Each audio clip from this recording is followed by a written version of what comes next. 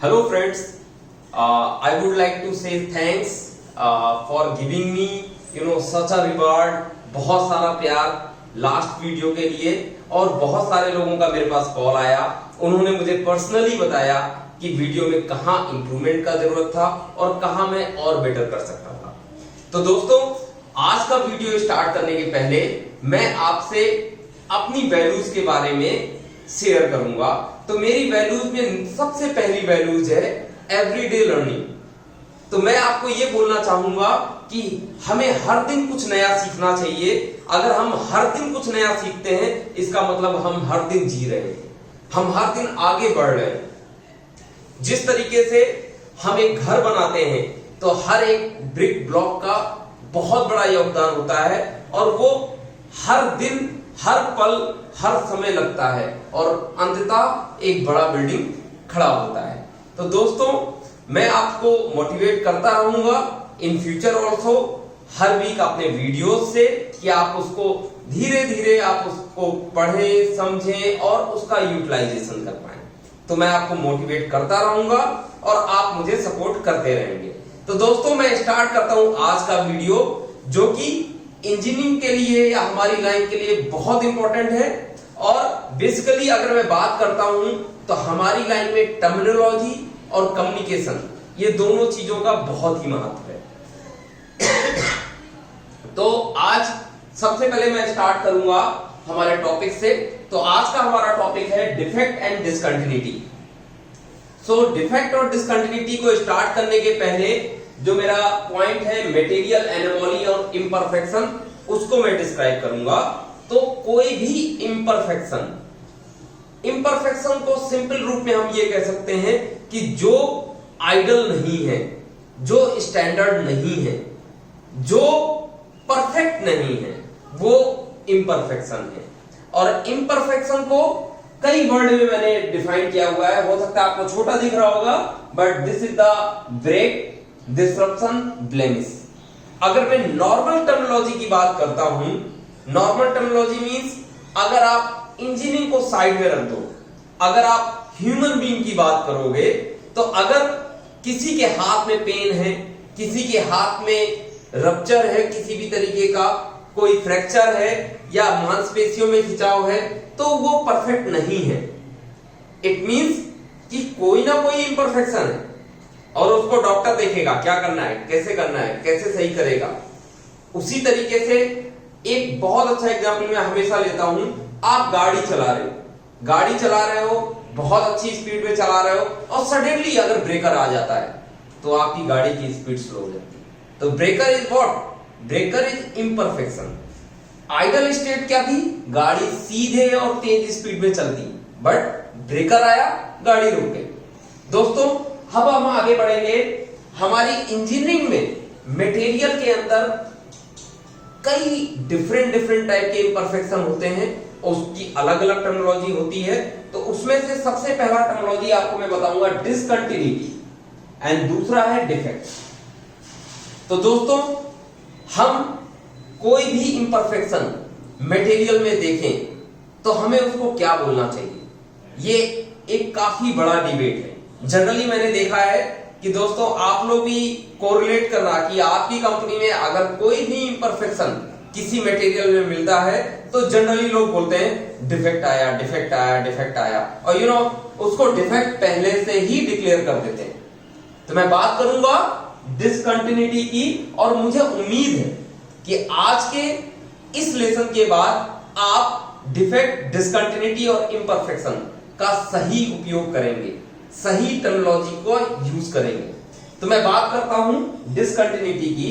तो discontinuity basically, discontinuity हम उसको कहते हैं जो कोड या स्टैंडर्ड के हिसाब से एक्सेप्ट हो जाता है। डिसकंटिन्यूटी अगर वर्ड आता है, इसका मतलब इम्परफेक्शन तो है, लेकिन वो इम्परफेक्शन एक्सेप्ट हो सकता है।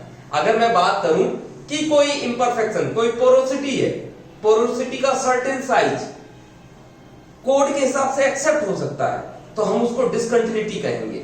और उसी के अपोजिट अगर मैं डिफेक्ट की बात करता हूं, डिफेक्ट एक ऐसा इम्परफेक्शन है जो कोड में डिफाइंड इम्परफेक्शन के साइज से बड़ा है और हम उसको एक्सेप्ट नहीं कर पा रहे हैं।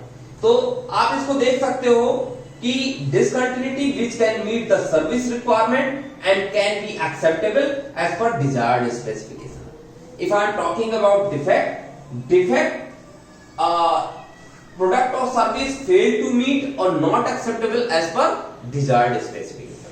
तो दोस्तों इसको समझने के लिए एक छोटा सा एग्जाम्पल मैं लेता हूं कि आप ये एक एग्जाम्पल पे लो कि कोई स्पेसिफिकेशन है जो ये कहता है कि एक relevant rounded indication is greater than 5 mm shall be rejected, कि 5 mm से बड़ा इंडिकेशन राउंडेड अगर बड़ा है तो वो रिजेक्ट होगा। तो दोस्तों अगर मैं डिसकंटिन्यूटी की बात करूंगा तो अगर मेरा वो राउंडेड इंडिकेशन मैक्सिमम 4.99 mm तक है तो वी कैन एक्सेप्ट इट, क्योंकि वो 5 mm से कम है और इसको 4.99 mm की इम्परफेक्शन को हम डिसकंटिन्यूटी कहेंगे। और दोस्तों अगर यही साइज अगर 5.1 या 5.01 व्हाटएवर जो 5 mm से बड़ा है तो उसको हम डिफेक्ट बोलेंगे, क्योंकि स्पेक के हिसाब से जो एग्जाम्पल में मैंने आपको बोला हुआ है अगर वो 5 mm से बड़ा है तो वो रिजेक्ट होगा, तो जो रिजेक्ट होगा उसको मैं डिफेक्ट बोलूंगा। तो दोस्तों हम बात करते हैं एक की पॉइंट की कि discontinuity is not necessarily defect. Her discontinuity defect नहीं हो सकती, बट हर डिफेक्ट डिसकंटिन्यूटी हो सकता है। क्यों? Defect can not be acceptable and discontinuity must be acceptable. दोस्तों इसको आगे बढ़ाते हुए मैं आपको एक बहुत इंपॉर्टेंट पॉइंट बताना चाहूंगा, वो है form and nature of imperfection. हमारे जो इम्परफेक्शन होते हैं उसके क्या क्या डिफरेंट फॉर्म होते हैं। तो दोस्तों हमें सबको पता है, अगर मैं जनरल टर्मिनोलॉजी की बात करता हूं, लोग बोलते हैं क्रैक आया, लैक ऑफ फ्यूजन आया, श्रिंकेज आया, ब्ला ब्ला ब्ला, सो मेनी डिफेक्ट्स आए, लेकिन कई बार हम उसको डेप्थ तक नहीं समझ पाते।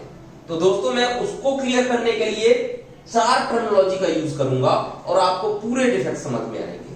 तो दोस्तों पहला जो नेचर है इम्परफेक्शन का वो है लीनियर इम्परफेक्शन।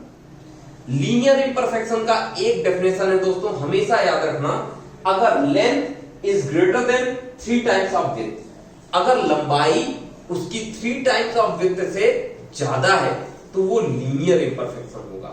मैं आपको बताना चाहता हूं कि लीनियर इम्परफेक्शन के लिए एक एग्जांपल मैंने दिया है। आप ये एक इंडिकेशन देख रहे होंगे जो मैंने इसमें बनाया हुआ है, इसमें ये लेंथ है, ये विड्थ है। अगर मैं एक एग्जांपल लेता हूं, लेंथ एग्जांपल के तौर पे मैं 20 mm लेता हूं और विड्थ एग्जांपल के तौर पे 4 mm लेता हूं, तो 20 mm is always greater than 3 × 4। Length is greater than 3 times of width. 20 is greater than 3 × 4 मतलब 12। 20 हमेशा 12 से बड़ा है, इसका मतलब ये लीनियर इंडिकेशन है। लीनियर इंडिकेशन को हम अगर कास्टिंग, फोर्जिंग, वेल्डिंग इन सब की टर्मिनोलॉजी में बात करें तो आपको बहुत अच्छे से पता है, क्रैक्स लीनियर इंडिकेशन है, हॉट टियर लीनियर इंडिकेशन है, lack of penetration and lack of fusion ये लीनियर इंडिकेशन है। इस तरीके के जो भी इंडिकेशन जिसका लंबाई उसकी चौड़ाई के 3 गुना से ज्यादा है लीनियर इंडिकेशन कहलाएगा। दोस्तों मैं अपना अगला पॉइंट पे लेके चलता हूं, दैट इज राउंडेड इंडिकेशन। ये लीनियर का जस्ट अपोजिट, अगर length is less than and equal to, अगर लंबाई less than and equal to 3 times of width होगा, less than and equal to 3 times of width is called rounded indication. दोस्तों एक example देखिएगा, मैंने यहां पर एक इम्परफेक्शन बनाया है जिसका लेंथ एज ए एग्जांपल मैंने 3 mm लिया हुआ है और विड्थ मैंने इसका 10 mm लिया हुआ है। तो आप समझ सकते हैं कि 3 mm अगर लेंथ है और विड्थ इसका 10 mm है तो 10 × 3 30 mm is greater than 3 mm, तो ये राउंडेड इंडिकेशन होगा। और राउंडेड इंडिकेशन के लिए दो दो डिफरेंट डिफरेंट फॉर्म हो सकते हैं, सर्कुलर भी हो सकता है, इलिप्टिकल भी हो सकता है, बट आपको ध्यान रखना है length is less than equal to 3 times of width is rounded indication. कुछ एग्जाम्पल मैं दूंगा, कास्टिंग, वेल्डिंग, फोर्जिंग, इन सब में जो डिफेक्ट, कॉमन डिफेक्ट है आपको पता भी है, जैसे कि अगर मैं बात करता हूं porosity, blow hole, gas void et cetera, ये सब राउंडेड इंडिकेशन है। दोस्तों मैं अपने चैप्टर को आगे बढ़ाता हूं और आपको वॉल्यूमेट्रिक इंपरफेक्शन के बारे में बताऊंगा। वॉल्यूमेट्रिक, जैसा कि हम सब लोग जानते हैं, वॉल्यूमेट्रिक वो होता है जिसमें आपका लेंथ भी होता है, विड्थ भी होता है और हाइट भी एग्जिस्ट करता है। अगर कोई ऐसा इंडिकेशन जिसमें लेंथ, विड्थ और हाइट इन तीनों का समागम होता है वो वॉल्यूमेट्रिक इंपरफेक्शन कहलाता है। और अगर मैं बात करता हूं फॉर्म की, या कास्टिंग, फोर्जिंग और वेल्डिंग में किस किस टाइप के इंपरफेक्शन हो सकते हैं वॉल्यूमेट्रिक इंपरफेक्शन के, तो shrinkage, pipe, inclusion, these are the main or you can say the common imperfection which we observe in terms of volumetric imperfection। दोस्तों जो आखिरी imperfection है उसका नाम है प्लेनर imperfection। बहुत लोगों को पता होगा प्लेनर imperfection प्लेट में पाया जाता है। जब प्लेट का रोलिंग होता है तो उसके बीच में रोलिंग के टाइम पे अगर कोई इनगट में अगर कोई पाइप या समथिंग कुछ है, सीम्स वगैरह है, तो वो लैमिनेशन फॉर्म करता है। लैमिनेशन फॉर्म करेगा। Lamination is what?